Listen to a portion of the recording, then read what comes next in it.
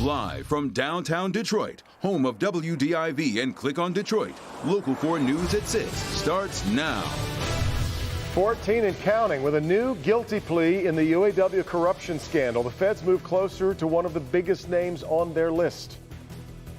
You're probably seeing a lot of information and misinformation on the coronavirus. I am finding verified answers to your biggest questions about protecting yourself.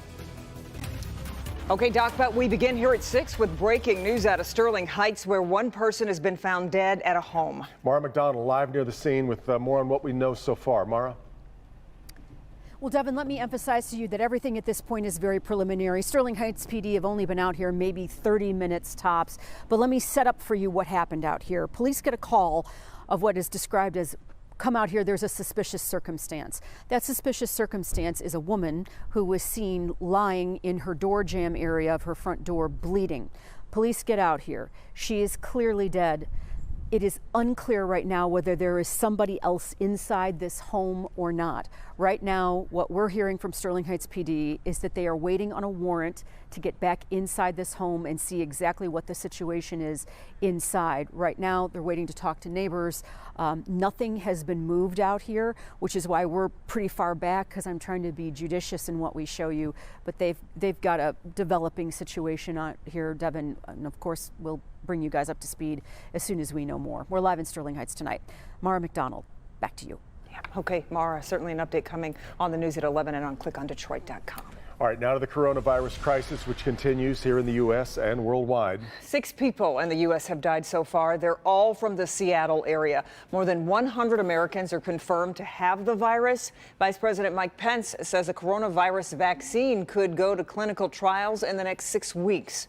Worldwide, there are more than 90,000 sick, with outbreaks continuing in South Korea, Italy, and Iran. And tonight we're hearing from a local woman whose life has basically been put on hold due to the coronavirus. Rosalind McDavid was one of those people traveling when countries started taking action to stop the virus from spreading. She's been quarantined for weeks, but Jason Colthorpe just spoke with her and has an update on her mission to get back home. Jason. Yeah, what's that old saying, guys, about vacations? You can't wait to go, but by the end, you can't wait to get back home. Well, imagine how Rosalind McDavid of Detroit feels, who's going to be getting home tonight late after her vacation ended with a month in quarantine. A month ago, Rosalind McDavid thought her vacation aboard the Diamond Princess was over. Thing about it, we had finished our cruise, and it was a great cruise. But after that, when they told us 14 more days, that was a shocker. Her ship became a floating quarantine February 4th because of coronavirus fears. After being docked in Japan for 14 days, she was able to fly back to California, where passengers were quarantined another 2 weeks at Travis Air Force Base. This morning, doctors took her temperature one last time before she was given the all clear to go to the airport in San Francisco. And when I got my boarding pass, my arms went up. And when I turned around, both the Princess employees, they say hooray too. And that was a great feeling. It may seem like a nightmare from the outside, but she says they were treated fabulously, and she was able to spend extra time with her brother and sister. She said she was in tears because we were parting. We've been together so long. But yes, that was very enjoyable. Family is important too. And yes, you're right. She's ready to be home after about a month and a half away. Life is a gift, and whatever comes, you just want to stay positive, knowing that things will work out. And she said not everybody was given that medical clearance to fly back home today, so they keep checking people to make sure their vitals are in order. But she should be getting back tonight about 10:30. She said the biggest takeaway was she's not someone who normally goes to the movies, but all this time she was able to catch up on every movie she's ever wanted to see. Guys, back to you. Sure. Yeah. All right, Jason. Well, it seems like everyone we know has a lot of questions concerning the coronavirus. Our Dr. Frank McGeorge is working diligently to verify answers to those many questions. Tonight, he's addressing 2 of the questions that are being asked most often about the value of wearing a mask and the safety of packages arriving at your door. These are becoming a hot commodity, but viewers from East Point and elsewhere want to know if it's been verified that masks have any effect when it comes to coronavirus. Well, the answer is yes, but it depends. If you are sick, especially if you have a cough or you're sneezing, an ordinary mask helps block your infected aerosol droplets from spreading in the air around you or onto surfaces. Now, if you're a healthy person who doesn't want to get sick, ordinary masks aren't considered especially helpful. Tight-fitting N95 masks are what we use in the hospital, and they can protect you, but only if they are worn correctly. In fact, an article published in JAMA in September of 2019 suggests N95 masks were not any more helpful at preventing influenza. Now, we can't directly extrapolate that to COVID-19, and I'll still wear N95 masks when treating sick patients, but for the average person in a lower risk situation, they may not be any more effective if they aren't used properly. Now, viewers from Mount Clemens and St. Clair Shores have heard coronavirus can survive on surfaces, and they also want to know if it could survive on a package that traveled in a shipping container. Well, we don't know the specific answer for COVID-19, but a paper published January 31st in the Journal of Hospital Infection did find other coronaviruses can persist on surfaces like metal, glass, or plastic for up to 9 days with the right temperature and humidity. Surfaces were easily disinfected with 62 to 100% alcohol and low concentration bleach. Now, as far as survival on shipped packages, expert consensus is that shipping time and environments would kill the virus, and there is no risk for international products. Now, two critical elements to decrease transmission of any virus are personal protection and hygiene and limiting the spread in the environment. Attention to disinfecting surfaces, especially commonly touched public areas, will be critical. Back to you. All right, Doc, and you can submit a claim or a question to be verified. Just head to our verified page, which you'll find at clickondetroit.com. A week ago, 4 students were charged for their involvement in the hazing scandal at De La Salle Collegiate. As you know, the season was canceled because of those allegations, and the coach was fired. Well, today, the school announced a new hire. Jamie Edmonds is live at De La Salle with who that person is. Jamie? Good evening. You know the school wants to move forward from this hazing scandal. They believe this is that first step. A new football coach, a new hire, and he is 48-year-old Dan Roan. As school was dismissed today, it was clear no one, not students and not parents, wanted to talk to the news. Despite the benign question, what do you think of the new football coach? Today, De La Salle announced Dan Roan was named the 19th head football coach in school history. Roan has an 18-year coaching career. 9 of those were spent at Grand Rapids West Catholic, where he amassed a 99-19 record and won 4 state titles, including a three-peat. Roan stepped down in 2016 to pursue a business venture. Then he was hired as an assistant coach at Ferris State. De La Salle President John M. Knight said in a statement, quote, Dan's background of success in forming young people of faith, compassion, and conviction is a great fit for De La Salle Collegiate. Roan said via that same statement that coaching in college wasn't the right fit for him, but being back in the prep arena is, especially at De La Salle. Quote, being back at a Catholic school is important to me. I just love the sense of commitment that the kids and the parents and everybody feels and shares.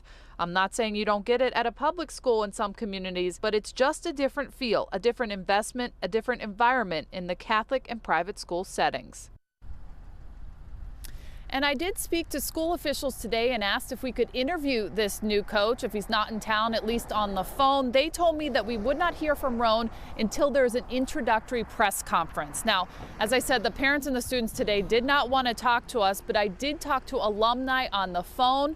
They like this hire. They think this is the guy to move this program forward. Live in Warren, Jamie Edmonds, Local 4. All right, Jamie.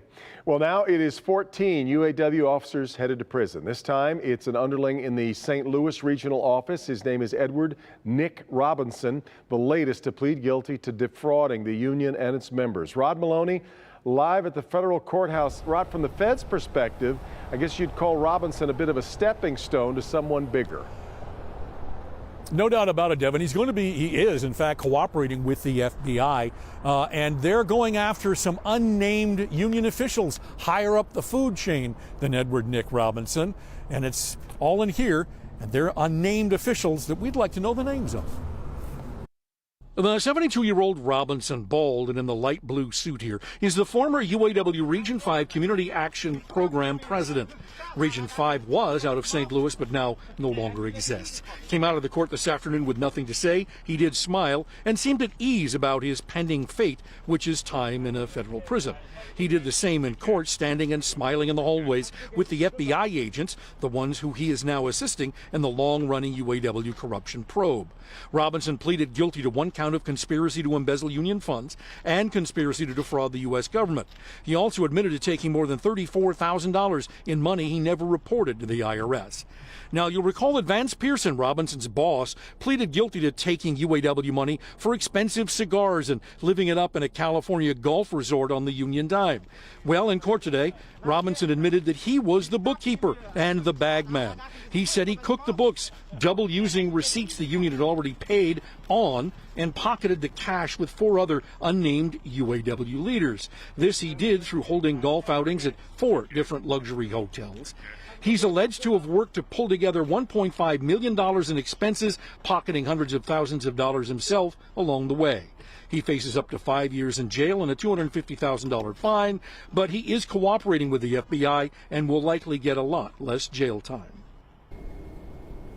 He's going to be back in court for sentencing on June 30th. In the meantime, there is the question again of who those UAW leaders are. Right now, the UAW itself is saying that he violated his oath of office. They're not happy about that, and that they went out of their way to say that Rory Gamble, who is now the UAW president, is not being investigated by anyone. Reporting live downtown, Rod Maloney, Local 4.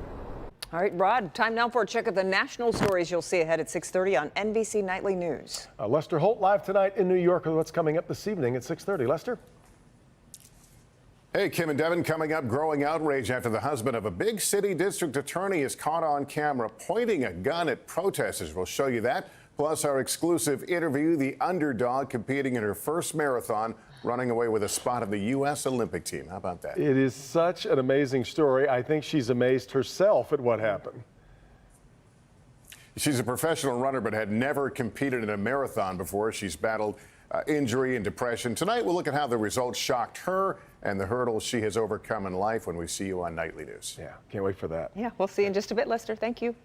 Ahead for us, the top 5 scams people are falling for, including one that's really on the rise. Hi, Ben. Kim, didn't see a lot of it in the front end today, but we squeezed some sunshine in late. Temperatures in the 40s tonight. Where do we go for the rest of this first week in March? We'll check it out for you in just a few minutes. Paula? A total of 12 candidates are no longer in the race for president on the Republican ballot and the Democratic ballot combined. Yet, absentee voters have already cast their ballot. There's a way to spoil that ballot so that your vote can actually count. For someone who's still in the race, we're going to walk you through the process.